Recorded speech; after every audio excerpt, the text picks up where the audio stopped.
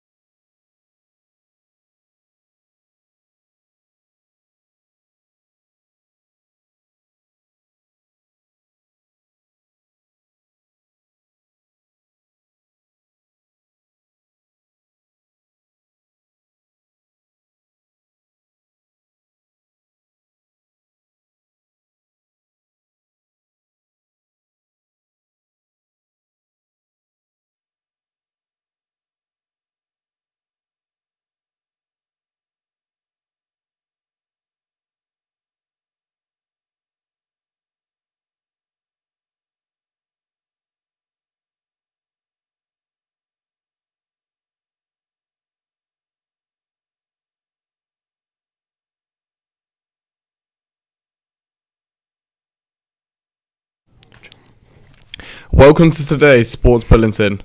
I'm Sam Blackwood. And I'm Tom Harris. Here are today's sporting headlines. Today's big story. Ole Gunnar Solskjaer has been announced as the new permanent Manchester United manager on a 3-year contract. England's victory against Montenegro is tarnished by racism. Conor McGregor shocks the world again by announcing his retirement. In local sporting news, Truro City have announced a new manager with just 6 games of the season to go. And finally, the FXU football team has won the Cornwall Sunday League. But firstly, Ole Gunnar Solskjaer has today signed a 3-year contract to become permanent manager at Manchester United. Sam Blackwood reports. Manchester United have today announced that Solskjaer has signed a 3-year contract to become the permanent manager after an impressive run of results, with just 1 defeat in 13 league games. I spoke to journalist and Manchester United fan Tom McDermott about the announcement. I think any United fan around the world would have been surprised if Solskjaer didn't get the job. But the question now is, I think, once the sort of sentiment falls away, it's what happens next for Solskjaer and how the story moves along, because I think there's an internal job to a certain extent that he's done in terms of getting the feel-good factor back to the club. The style of play is improved. He's blooding the academy players and giving them an opportunity. But one thing that Ferguson was very good at, and Mourinho not so good at, was protecting the Glazers when it came to the summer spending. What will Solskjaer be able to spend this summer? How much will he spend? What sort of players does he need to take United back to the top? Because United are not the type of club that will settle for 4th place for very long. There's a debate whether they'll get 4th place this season in Champions League football. The long-term aim has always been at United trophies. So to do that, he's got to sign world-class players in the summer, and that depends on how much money he's got to spend and who he spends it on, of course. So is Solskjaer the right person for the job? Absolutely. Has he got what it takes to take United back to challenging for the title, which is no easy task given the form of Liverpool and Manchester City? We're about to find out, and we'll probably find out before now and the start of next season. There's big games against Barcelona. The top 4 places up for grabs as well. So we'll know what he's like tactically in a bit more detail once the sort of novelty of him being the new manager is worn off. And then, of course, there's a summer transfer window. Which players does he fancy? Which players doesn't he fancy? And who can he attract to the club? Because if there isn't Champions League football on offer next season, does that mean that his sort of A list of targets then goes down to B and C and so on? And then what can he do with the players that he signs, and how much can he improve them? So there's a huge job. Was it based on sentiment? I don't think so. I think you've got to go with the results. The proof is on the pitch. He's sort of reconnected the fans with United. They enjoy watching the team again, even when they're not playing well. They're having a go, and they're really trying to win and play sort of United way, all the way that Ferguson installed into the players. But the hard work starts now, I think, and we'll see between on the field now and the end of the season in May, and then what he does and how he performs in the summer transfer window. Yeah, do you think it's a gamble to go for him over someone like Pochettino? I think from a financial point of view and a business point of view, I think Solskjaer is a cheaper option. I think if Manchester United wanted to sign or pinch, for want of a better word, Mauricio Pochettino, then I think that they would probably cost them 40, 50 million upwards of that, I've been told. So he's a cheaper option from a business point of view. And it also means that then they've got more money to spend on players in the summer and really strengthen the squad, which needs doing. You've got to back a manager if you're giving him the job, but I think that the 40, 50 million that they probably would have had to spend, and possibly even more if you listen to some reports, but the 40, 50 million they had to spend on Pochettino is probably money they can save and put towards a central defender or an attacking midfielder. Present and past players are also happy about the announcement. The result being great. I have a great relationship with him. He has a great relationship with the players. So yeah, when a player is happy, obviously he wants to keep being happy. So yeah, totally deserve it. It's been an unhappy place, I think, for 4 or 5 seasons. So I think step one is actually getting the fans excited about walking across the road and going to the game again. And to be fair, in the last 2 or 3 months, for the first time I felt going to the games excited by what I've seen, the atmosphere in the ground has returned, joy on the fans' faces. Things are looking up for Manchester United after a period of negativity. The question now is whether the Manchester United board have made the right decision regards to hiring Ole Gunnar Solskjaer. This has been Sam Blackwood reporting for Truthfal. UEFA have opened an investigation into alleged racist abuse from Montenegro fans towards England players during Monday night's victory in Podgorica. Raheem Sterling, Danny Rose and youngster Callum Hudson-Odoi said they received racist abuse in the form of monkey chants during the game. Joe Corton has the story. England's 5-1 victory in Montenegro was marred by racist abuse from home fans directed towards Danny Rose, Raheem Sterling and Callum Hudson-Odoi. After going a goal down, Michael Keane equalised before Ross Barkley's double gave England a 3-1 lead. Goals from Kane and Sterling sealed a dominant comeback for the Lions. England boss Gareth Southgate said after the game, "When Danny Rose was booked at the end of the game, I definitely heard racist chanting behind me. Completely unacceptable. The most important thing is that our players feel supported by us, and we'll make sure that it's reported." Raheem Sterling says Montenegro should be given a stadium ban. Sterling cupped his ears to the crowd after scoring the final goal in their 5-1 victory and had a missile thrown back at him. Sterling said, "It's now time for the people that are in charge to put a real stamp on it, because you can find someone, but what's that going to do? You've got to make it a bit more harder. You've got to punish either the whole fans that can't come to games. You've got to do something that's going to really make them think twice." UEFA have opened up an investigation into racist abuse that England players have received. The case will be dealt with by European football's governing body on the 16th of May. Ex-England manager Sam Allardyce explains how he would have dealt with the abuse. If the abuse was intolerable and the players were so upset about it, then I would say, well, let's see about not going out for the second half or not taking part. In a more positive note, England's strong start to Euro qualifying is a good sign as the squad travel to Portugal in the summer in an attempt to win the Euro League, which will ensure an early qualification to Euro 2020. This has been Joe Corton reporting for Truthfal. Conor McGregor has shocked the world this week by announcing his retirement from MMA. It is so far unclear whether McGregor is serious about his retirement. Sam Blackwood reports. Conor McGregor has caused a stir this week by stunningly announcing his retirement over Twitter. The tweet read, "Hey guys, quick announcement. I've decided to retire from the sport formerly known as mixed martial art today. I wish all my old colleagues well going forward in competition. I now join my former partners on this venture, already in retirement. Proper pina coladas on me, fellas." Ariel Helwani believes behind-the-scenes troubles have caused the shock retirement. Conor is a little annoyed and tired of some of the politics involved in this sport. He has said publicly all the right things about his relationship with the UFC brass and Dana White in particular, but they have not seen eye to eye over the years. And he wants to return and he wants to fight later on this year, and they haven't been able to come to terms on the right fight and the proper terms. He feels like he should be paid more. He should be getting a bigger pie, a bigger piece of the pie, I should say. And I feel like him saying the sport formerly known as mixed martial arts is his way of saying that the game has changed a little bit, and he's not very happy about all of that. So I think it's also interesting that Dana has come out very publicly and matter of fact and said, yeah, he should retire. This feels like a public spat, if you will. Helwani also feels McGregor holds the upper hand against the UFC. Conor McGregor, 100%. He's the biggest star in the history of this sport. He's the biggest draw in the history of the sport. Let's be very clear. The UFC needs Conor McGregor. No one draws like he draws. Conor McGregor versus a broomstick gets over 1 million pay-per-view buys. There's no one even close to him, and that's why every week when someone wins a fight, they call out Conor McGregor, and it doesn't matter if they're fighting at flyweight, bantamweight, featherweight, lightweight, welterweight. They all want to fight him because he's the lottery ticket, and so he holds all the power. Now, like many sports people before, it will be interesting to see how McGregor reinvents himself. This has been Sam Blackwood reporting for Truthfal. World number 2 tennis player Petra Kvitova's attacker has been sent to prison for 8 years after attacking her at her home in the Czech Republic in 2016. Joe Corton has more on the story. Two-time Wimbledon tennis champion Petra Kvitova says she finally has closure after the man who stabbed her was jailed. Radim Zodra was sentenced to 8 years in prison yesterday after attacking the Czech in a home in December 2016. He was convicted of serious bodily harm, but he can appeal the sentence. It left Kvitova out of the game for 5 months, but she's now ranked number 2 in the world.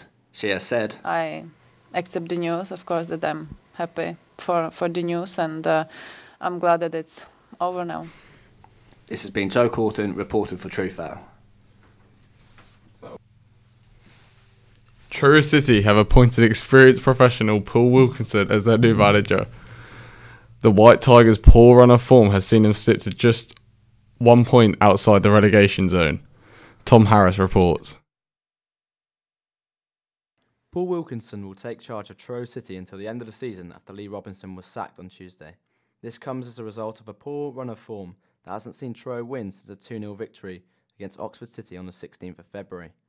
Consequently, the White Tigers have been dragged into a relegation battle as they are just 1 point and 1 place above the bottom 3 with just 6 games to go this season. I spoke to Truro City fan Cameron Weldon about the new manager and his hopes for the rest of the season. Truro haven't won since the 16th of February against Oxford City, and since then Lee Robinson has been sacked. What's your thoughts on the change? Was it the right time to sack him? I would have sacked him if I was to sack him at all. I would have sacked him after the East Thurrock defeat 2 weeks ago, but it just seems the wrong time. If I'm honest, it just seems the wrong timing. If they'd done it last week when Ben Harding was still at the club and he would have stepped in to be manager, it would have been fine. But it just seems a bit weird how they had an argument and Ben obviously left, and then it just seems with 6 games to go, it seems almost a bit of a rush decision. I would have given them to the end of the season. They haven't done a bad job of City. I know the last few weeks haven't been great, but I do feel sorry for them a bit. Injuries have let them down, but overall I just think it's a bit of a weird time to sack him. Truro have since hired Paul Wilkinson as a manager post the end of the season. What are your thoughts on that signing? Well, the aim is to keep our National South status, so when I heard it I had no idea who he was. Later research told us he's, I think it's 650 of league appearances, which shows his experience in league football. Whether he can do it in non-league, I can't see why he can't. And it's just one of those decisions. I'm quite happy with it. And his aim now is just needs to get into the dressing room straight away and inspire the players. Really, there's 6 games left. We got to look for at least 6 to 8 points out of those last 6 games, and I think that should be enough to survival.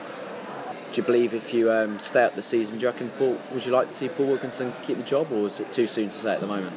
Well, it all depends how results go, really, in my opinion. But if he keeps us up, obviously Whitey should be in line to get the job. But on the other hand, it's how he conducts himself around the club, how he gets on with the fans, things like that. It's all about obviously non-league football. It's all about the community of the club. So he needs to try and fit in and learn the way of the club almost, really.